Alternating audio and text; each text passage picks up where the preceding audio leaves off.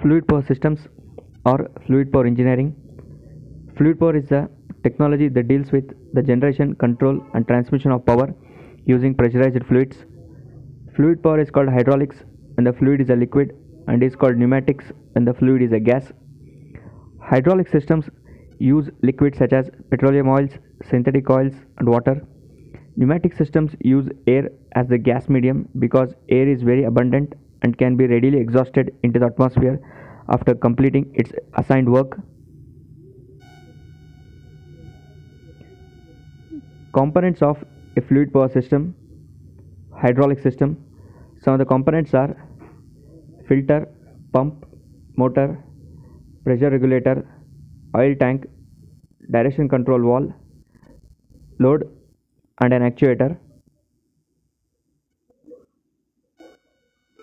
There are 6 basic components required in a hydraulic system: a tank or reservoir to hold the hydraulic oil, a pump to force the oil through the system, an electric motor or other power source to drive the pump, valves to control oil direction, pressure, and flow rate, an actuator to convert the pressure of the oil into mechanical force to do the useful work, piping to carry the oil from one location to the other. Pneumatic system. Some of the components are air filter, motor, air compressor, air cooler, storage reservoir, direction control valve, load, and air actuator. Pneumatic systems have components that are similar to those used in hydraulic systems: an air tank to store a given volume of compressed air, a compressor to compress the air that comes directly from the atmosphere, an electric motor or other prime mover to drive the compressor, valves to control air direction, pressure, and flow rate, actuators which are similar in operation to hydraulic actuators, piping to carry the pressurized air from one location to another.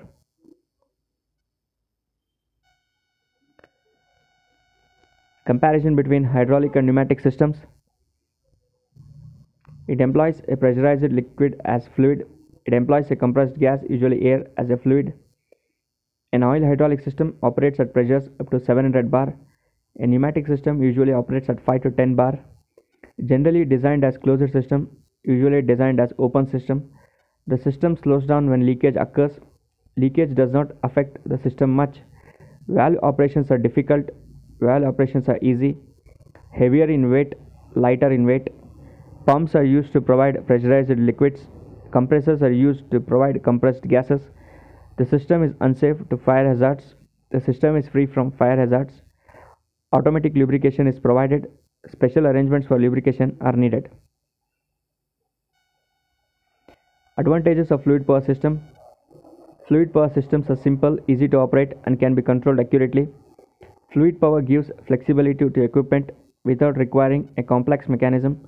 Using fluid power, we can start, stop, accelerate, decelerate, reverse, or position large forces or components with great accuracy using simple levers and push buttons. Multiplication variation of forces. Linear or rotary force can be multiplied by a fraction of a kilogram to several hundreds of tons. Multifunction control. A single hydraulic pump or air compressor can provide power and control for numerous machines using valve manifolds and distribution systems. Low speed torque. Unlike electric motors, air or hydraulic motors can produce a large amount of torque while operating at low speeds. Constant force or torque. Fluid power systems can deliver constant torque or force regardless of speed changes. Economical. Not only reduction in required manpower, but also the production or elimination of operator fatigue as a production factor is an important element in the use of fluid power. Low weight to power ratio. The hydraulic system has a low weight to power ratio compared to electromechanical systems. Fluid power systems are compact. Fluid power systems can be used where safety is of vital importance. Safety is of vital importance in air and space travel, in the production and operation of motor vehicles, in mining and manufacture of delicate products. Applications of fluid power. Agriculture. Tractors and farm equipments like plows, movers, chemical sprayers, fertilizer spreaders. Aviation. Fluid power equipments like landing wheels on airplane and a helicopter, aircraft trolleys, aircraft engine test beds, Building industry for metering and mixing of concrete ingredients from hopper. Construction equipment, earth moving equipment like excavators, bucket loaders, dozers, crawlers, and road graders. Defense, missile launch systems and navigation controls. Entertainment, amusement park entertainment rides like roller coasters. Fabrication industry, hand tools like pneumatic drills, grinders, bores, riveting machines, nut runners.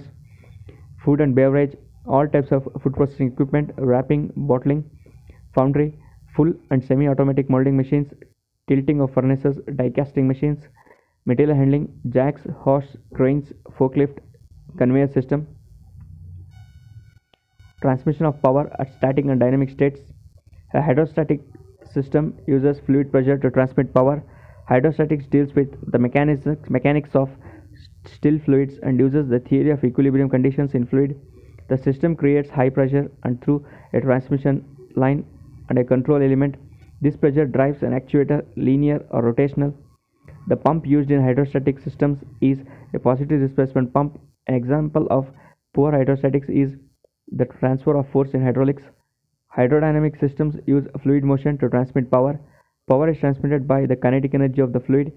Hydrodynamics deals with the mechanics of moving fluid and uses flow theory. The pump used in hydrodynamic systems is a non-positive displacement pump.